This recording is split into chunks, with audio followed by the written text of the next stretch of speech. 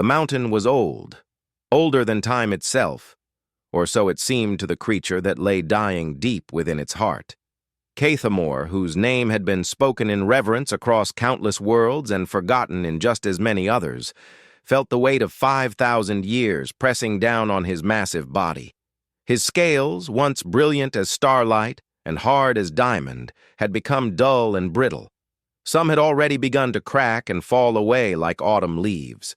The dragon's cave was vast, stretching deeper into the earth than any human surveyor could measure. Crystals the size of buildings grew from the walls, glowing faintly with a light that had burned for millennia. This light came from Cathamor himself, from the ancient magic that had kept him alive far beyond his natural lifespan. But now, that magic was fading. The glow dimmed with each labored breath.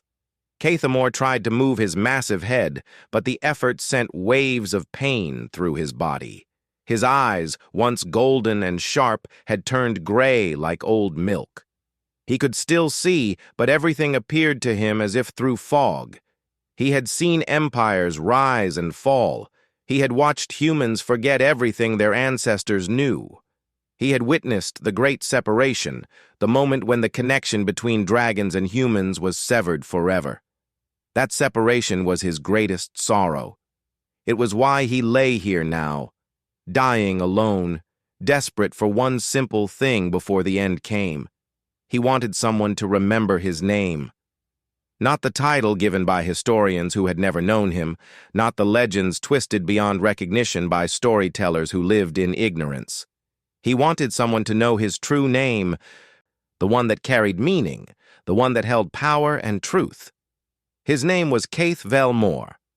In the old language, the language spoken when humans and dragons stood together, it meant the bridge between worlds who remembers the fire that forges bonds. That name was more than just a label. It was his purpose, his identity, his very reason for existing. To die with that name forgotten would be worse than death itself. It would be to become nothing, to have his entire existence erased from existence as if he had never mattered at all. The dying dragon closed his eyes and gathered what little strength remained.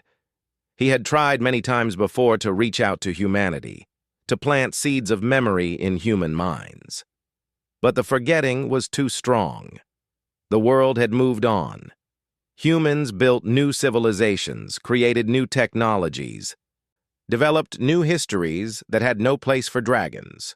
The old knowledge was buried under thousands of years of new knowledge. But Cathamor was not yet ready to give up. He was not ready to fade into nothing. One last time, he would reach across the vast emptiness.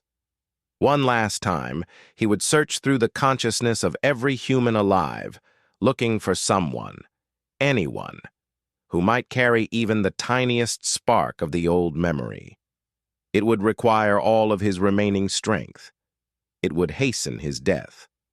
But what was the point of living if no one remembered what he was? With tremendous effort, the dragon raised his massive head. The crystals in his cave blazed with sudden brightness as he drew upon the deep wells of power that had sustained him for so long. Magic crackled around him, ancient and terrifying and beautiful all at once. The air itself seemed to bend and stretch as his consciousness reached outward, extending like invisible fingers across the planet, across the countless billions of human minds scattered across the colony worlds and distant systems. Most minds brushed past without acknowledgement. Scientists focused only on data and formulas. Soldiers thought only of power and territory.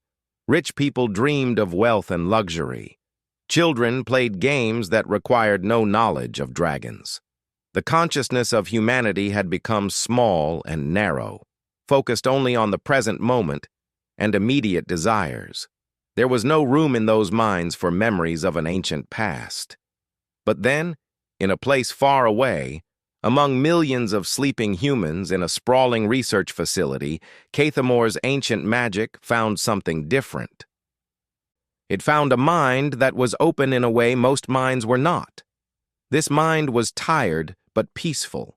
This mind was humble, carrying no ambition, no greed, no desperate hunger for power. This mind had spent years moving quietly through spaces where great knowledge was stored, respected that knowledge even though it could never fully understand it, and had learned to see beauty in simple things and small moments. This was the mind of Min Kyung, a janitor who had never been important, never been famous, never been noticed by anyone. But in her simplicity and her quiet respect, she possessed something rare. She possessed an openness, a kind of readiness that few humans still carried. Cathamore reached toward that mind like a dying man, reaching toward a single drop of water. As he made contact, the dragon felt himself beginning to slip away. The effort was too great. His ancient heart was failing. The magic that held him together was scattering like dust in wind. But in those final moments, he held on to one desperate hope. He had found someone. He had found a human consciousness that was open enough to receive his message, strong enough to carry the weight of his memory. With the last of his strength, Cathamore sent everything he could through that connection. He sent visions of the old world. He sent the feeling of his true name. He sent the desperate plea that echoed through his dying mind. Remember, remember, remember. Then, as darkness began to close in, the dragon released his final magical burst into the universe. It was a pulse of pure energy, reaching across space and time, searching for help, searching for someone who might understand. Cathamore's great body relaxed. His golden eyes closed one final time. In his mountain sanctuary, the ancient dragon lay still, waiting for death to claim him. But somewhere in a distant research facility, a janitor named Min Kyung was about to wake up, her mind flooded with impossible visions and strange knowledge that would change everything. Min Kyung woke up at 3 in the morning, gasping as if she had been drowning. Her small apartment was dark and quiet, but her mind was anything but calm. Her heart raced in her chest and sweat covered her skin. She sat up in her bed, pressing her hand to her forehead, trying to understand what had just happened. The dreams came sometimes, as they did for everyone. But these were not normal dreams. These were not the gentle, forgetful kind that fade away as soon as a person wakes up. These visions remained crystal clear in her mind, more real than her waking life, more solid than the physical world around her. Min Kyung saw them perfectly. She saw massive creatures with scales that shimmered like stars. She saw humans standing beside these creatures, their faces filled with respect and wonder. She saw great cities made of crystal and living stone, buildings that seemed to grow rather than being built. She saw a sky that was not the sky she knew, filled with colors that human eyes should not be able to see. And through it all, she heard a voice calling to her. The voice was ancient and sad and desperate. It kept repeating the same words, the same desperate plea, over and over. Find him. Find Da'il. He knows what I am. He will understand. Find Da'il. He remembers. The name was strange on her tongue. A Korean name that felt completely out of place with the otherworldly images flooding her mind. But it was unmistakable. She had to find someone named Da'il. Min Kyung got out of bed and walked to the window. Outside, the colony world of Seong 5 was asleep. Lights from distant buildings twinkled like stars that had fallen to Earth. The Stellar Archive Research Facility, where she worked, was a dark shape on the horizon. She had worked there for 15 years, cleaning the floors, emptying the trash, maintaining the spaces. She had never been important there, never been noticed by the brilliant scientists and researchers who did real work. She looked at the clock. 3:30 in the morning. She had to go to work in just a few hours. She had a night shift to complete, floors to sweep, bathrooms to clean. It was just another night for her, just like thousands of other nights, but nothing would ever be the same again. Min Kyung tried to sleep, but the visions kept coming whenever she closed her eyes. So instead, she made tea and sat in her kitchen, waiting for dawn to arrive. She thought about the dreams, about the strange name that had been burned into her mind. Da-Il. Who was Da-Il? She had lived her entire life in quiet solitude, speaking to almost no one at the facility. She knew very few names of the people who worked there, but she knew this name. She knew it with absolute certainty, as if someone had carved it into her very soul. When sunrise came, Min Kyung dressed for work as she always did. She wore simple clothes that could handle dirt and grime. She took the transport vehicle to the facility and arrived at 6 in the morning, well before the morning shift began. The facility was mostly empty, with only a few night workers and security staff around. She made her way to the supply room and got her cleaning cart. The Stellar Archive was the largest research facility in the region. It held information from across the known universe, stored in databases and physical archives that stretched for kilometers underground. Min Kyung had cleaned almost every section of it, but she had never paid much attention to what the research was about. She simply cleaned and moved on. That was her job. That was her place in the world. But today, as she pushed her cart through the corridors, she found herself paying attention. She noticed the department names, the research titles posted on walls, the names of projects. And then she saw it. Xenolinguistics Department, Ancient Language Studies. The words seemed to glow in her vision. That was where she needed to go. That was where Da-Il would be. It took her only a few minutes to find it. The Xenolinguistics Department occupied an entire section of the facility. Inside, she could see workstations covered with ancient texts and strange symbols. She had seen these symbols before in her visions. She recognized the way they curved and flowed, the way they seemed to contain meaning beyond mere words. Min Kyung began cleaning the department carefully, methodically, allowing herself to look at the displays and walls. And there, on a nameplate beside one of the larger workstations, she found what she was looking for. Da-Il Park, Senior Researcher, Ancient Language Studies. Her hands trembled as she read the name. This was real. The visions were not just dreams. They were not imagination or the product of a tired mind. They were real, and they had led her here for a reason. She continued with her work, but her mind was completely elsewhere. She kept looking at that empty workstation, at the ancient texts piled on the desk, at the research notes covering the walls. Da-Il Park studied ancient languages. Da-Il Park was trying to understand something that the rest of the world had forgotten. And somehow, this man was connected to the desperate voice in her mind, to the vision of dragons and lost worlds. As Min Kyung worked through the morning shift, she made a decision. She would not simply ignore this. She would not pretend that her experience was nothing but a strange dream. She would find a way to speak to this Da-Il Park. She would tell him what she had seen, what she had heard, and together perhaps they could find the answers to the questions that now haunted her every waking moment. She did not know yet how much her life was about to change. She did not understand the magnitude of what was being asked of her. But as she swept the floors of the Xenolinguistics Department, Min Kyung felt something she had not felt in many years. She felt purpose. She felt that her quiet, simple life was about to become part of something far greater than herself. For 3 days, Min Kyung tried to work up the courage to approach Da-Il Park. She cleaned the Xenolinguistics Department every night, watching his empty desk, reading the research papers that were scattered across it, learning about his obsession with ancient languages.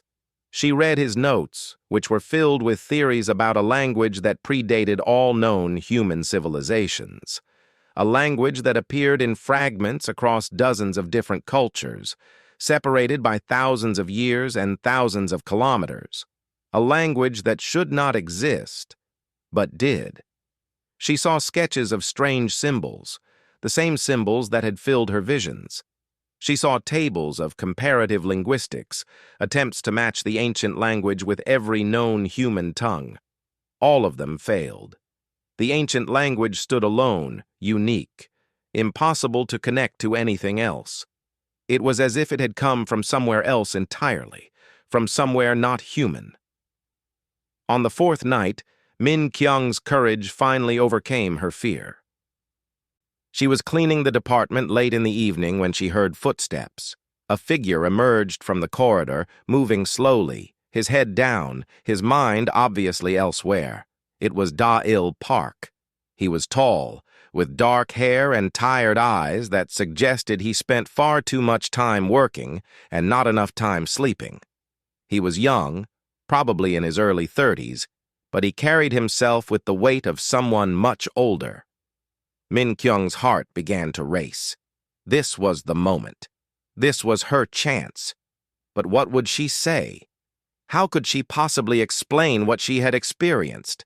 How could she tell this stranger about visions and dragons and voices from another world? He would think she was insane. Da-il went to his desk and began searching through papers, clearly looking for something he had misplaced. Min Kyung gathered all her courage and began to push her cleaning cart toward him. The sound of the cartwheels on the floor made him look up. "I am sorry to bother you," Min Kyung said quietly. Her voice was soft, barely more than a whisper. She had spent so many years speaking to no one that her voice felt strange and awkward in her own ears. "But I wanted to ask you something about your research." Da-il looked up, seeming genuinely surprised. It was clear that he was not used to people talking to him either. He was so focused on his work that the rest of the world hardly seemed to exist to him. "Oh? Yes, of course," he said, his expression showing cautious interest. "What would you like to know?" Min Kyung's hands shook as she gripped the handle of her cleaning cart. "I read about your work with the ancient language. The one that no one else can understand. Tell me, where do you think it comes from? Who do you think created it?" Da-il's eyes widened slightly.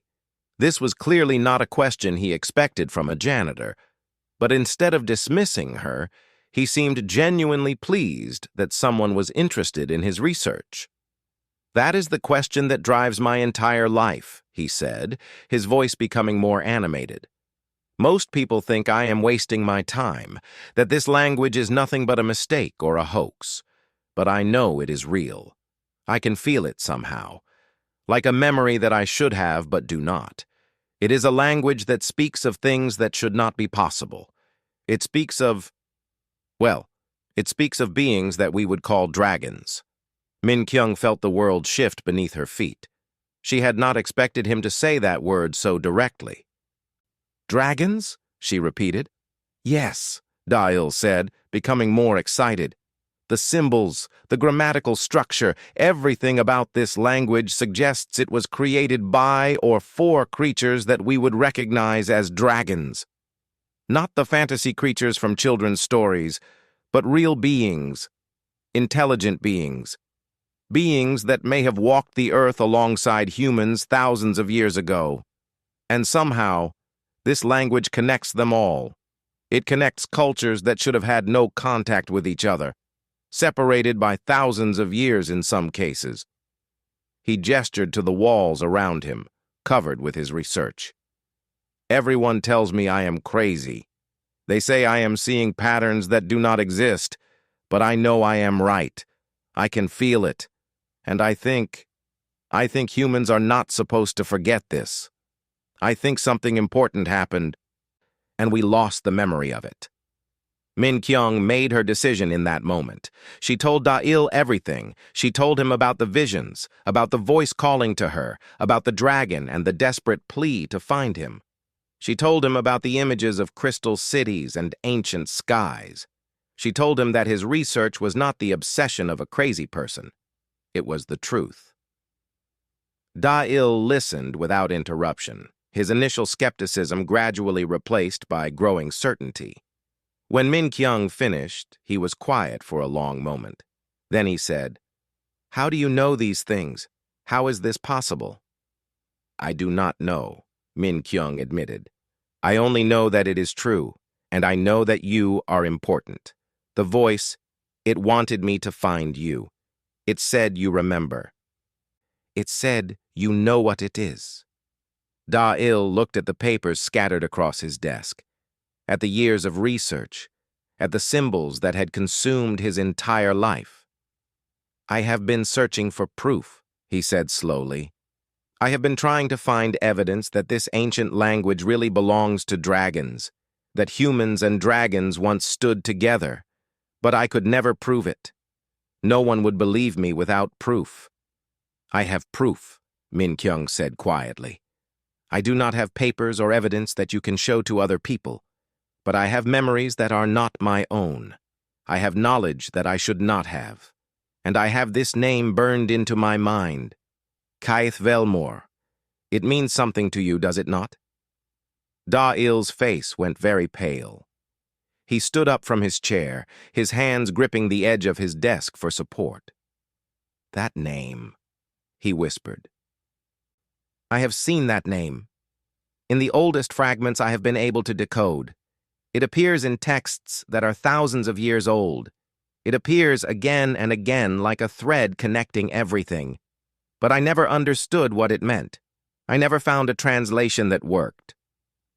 It means the bridge between worlds who remembers the fire that forges bonds, Min Kyung said. I do not know how I know this, but I know it with absolute certainty.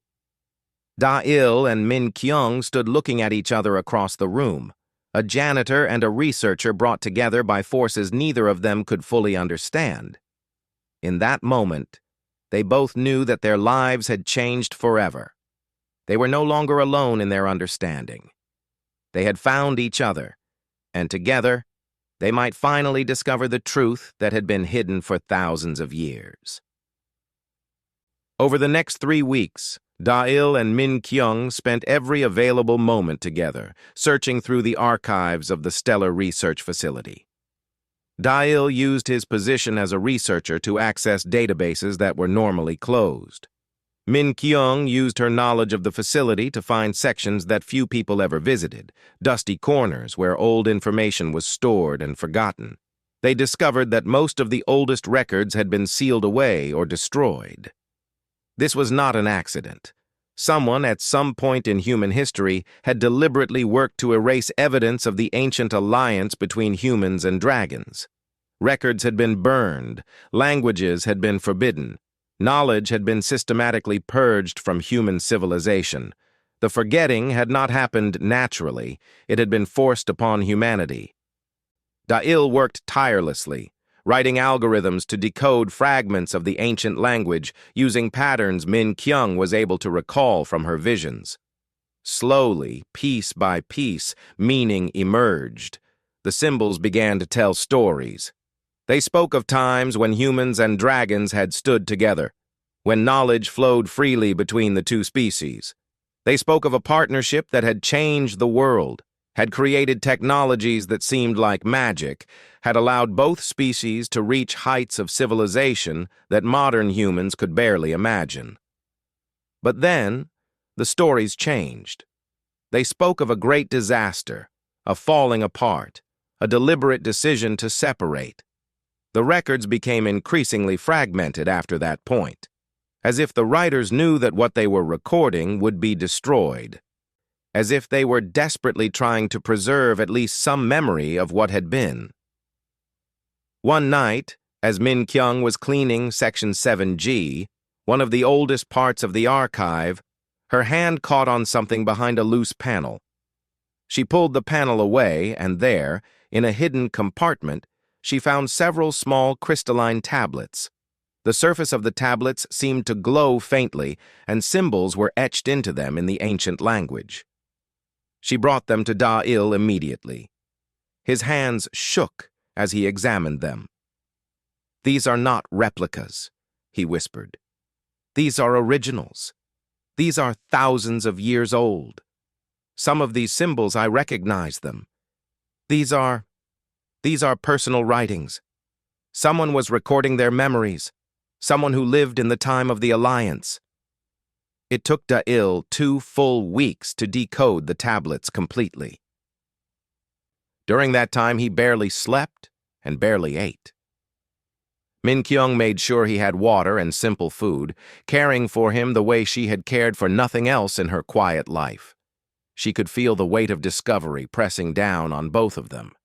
They were getting close to something profound, something that would change everything. Finally, on a night when both the facility was empty and their exhaustion was almost unbearable, Da'il finished the translation. He sat back in his chair and stared at the decoded text on his screen. Tears were running down his face. "What is it?" Min Kyung asked, moving to stand beside him. "What does it say?" "It is a journal," Da'il said, his voice cracking with emotion. "A personal journal written by a human woman who lived 5,000 years ago. She was a scientist, I think, or a scholar of some kind. She lived alongside dragons. She knew them. She loved them." He pointed to a section of text. "And here, look at this. She writes about one dragon especially, a dragon named HFY War. She calls him the Bridge Keeper. She says he was chosen to hold the memory of the Alliance, to keep it safe until humans were ready to remember." Min Kyung read the passage Da'il had highlighted. It was written in simple, direct language, translated from symbols that belonged to a dead language. But the meaning was clear and undeniable. The dragon named HFY War had been selected for a sacred duty. He was to carry the memory of the Alliance, to preserve it, to keep it alive until the day when humans would wake up and remember what they had lost.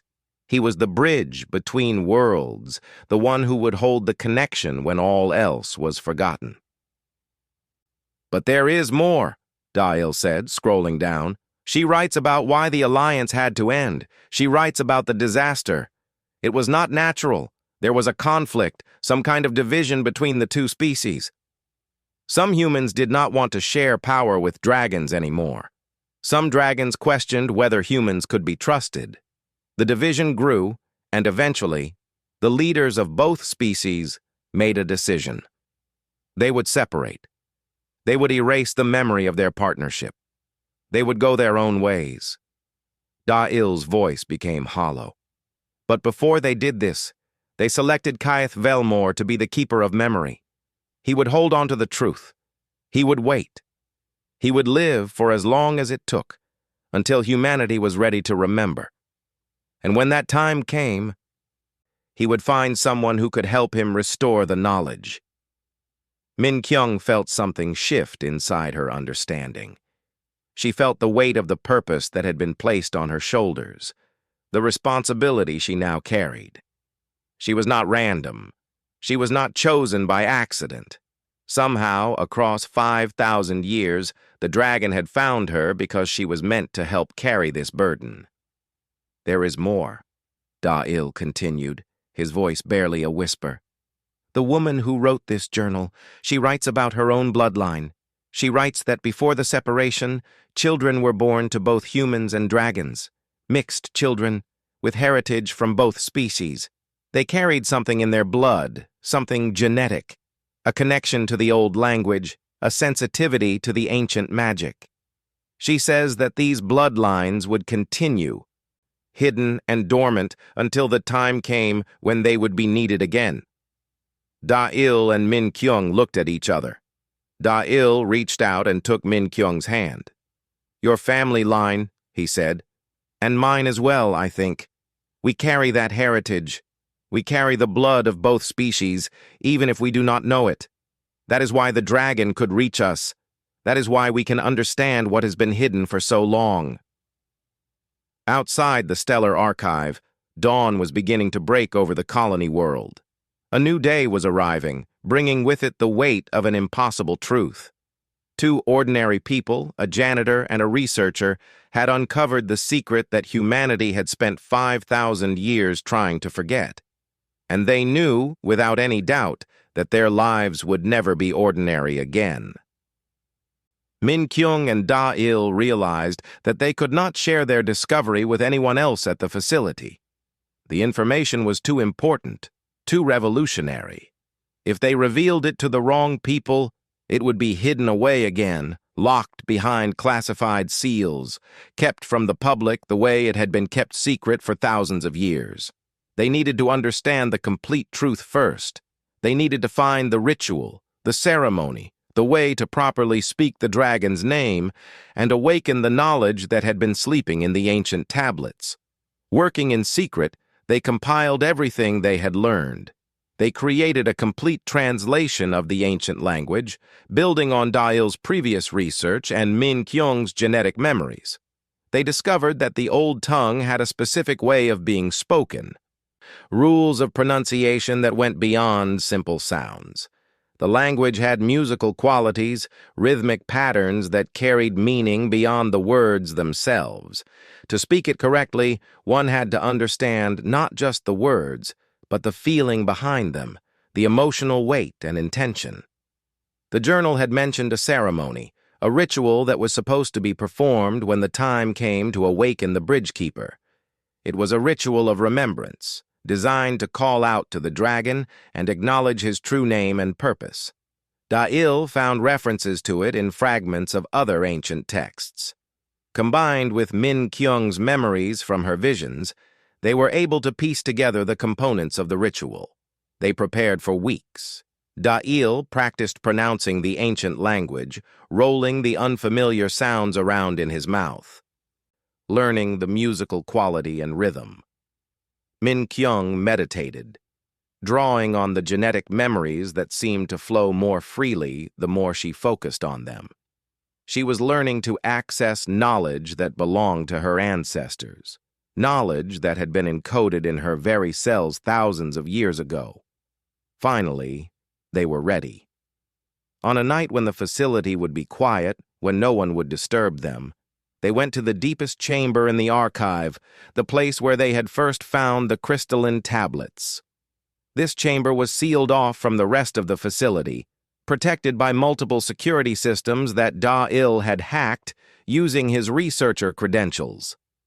The chamber was exactly as it had been, ancient and undisturbed, a place that had been forgotten by the modern world. They set up the ritual carefully. The journal had described the need for a circle, marked with the symbols of the ancient language. They drew this circle on the floor using materials Min Kyung had prepared, organic compounds that resonated with the old magic. They placed the crystalline tablets at the center of the circle, surrounding them with objects that held meaning from both the ancient times and the present day. As midnight approached, they were ready. Min Kyung stood at one point of the circle, Da-il at another. Between them lay the tablets, waiting to release their power. The chamber was silent except for the faint hum of the archive systems, a sound that seemed very far away. Da-il began to speak. His voice was uncertain at first, then gradually grew stronger as he found the rhythm and flow of the ancient language. Min Kyung felt the words resonate through her body, recognized them from deep within the memories that belonged to her ancestors. She began to speak as well, her voice joining his, creating a harmony that seemed to make the very air vibrate. "HFY War," they called out together, speaking his true name with reverence and understanding. "Bridge between worlds, keeper of memory. We remember. We call to you. We acknowledge what you are." The chamber began to change. The walls seemed to glow with a light that came from nowhere and everywhere at once. The crystalline tablets began to shine, brighter and brighter, until the light was almost unbearable. Min Kyung and Da-il continued to speak, continued to call the dragon's name, continued to pour their intention and recognition into the ancient words. And then they felt it, a presence, vast and ancient and unutterably sad, pressing against their minds. The presence of HFY War himself, reaching across the distance, across the mountain range that separated them, reaching with the last of his dying strength. "You remember," the presence said, and though it had no voice, they heard it perfectly, understood it completely. "After so long, you remember. You have spoken my true name with understanding. You have acknowledged what I am." Min Kyung felt tears streaming down her face. She could sense the dragon's emotions, could feel his exhaustion and his sorrow and his final spark of hope. He was dying, yes, but not yet. Not while they spoke his name, not while his memory was being preserved. Da'il's voice shook as he asked, "How can we help you? What do you need us to do?" "Let me give you what I have held," the dragon's presence replied. "I have carried the knowledge of the Alliance for 5,000 years. I have held the truth, waiting for this moment. Now, I will transfer it to you. You and Min Kyung will become the new keepers. You will carry forward the memory that I have guarded. You will share it with your world. You will rebuild the bridge between what was and what can be." The ritual changed. The light intensified. Min Kyung and Da'il felt as if their minds were opening, expanding to hold knowledge that had been carefully preserved across millennia. They saw the Alliance from its beginning. They understood the technologies that had been developed. They knew the wisdom that humans and dragons had created together. They felt the love and respect that had bound the two species, and they understood the tragedy of the separation. The knowledge flowed into them, filling them, overwhelming them, but also transforming them. They were no longer ordinary. They were no longer separate from the ancient past. They had become living libraries, human vessels holding the memories of an age that the world had forgotten. When the ritual finally ended, the light faded. The presence of the dragon retreated slightly, but it was different now. Softer, at peace. Keith Velmore had transferred his burden. He had found his bridge keepers. His purpose was almost complete. Min Kyung and Da'il collapsed to their knees, overwhelmed by what they had experienced. But even as their bodies trembled with exhaustion, they knew something profound had changed. They were no longer just a janitor and a researcher. They had become the keepers of a lost world's memory, and the work of restoration could finally begin.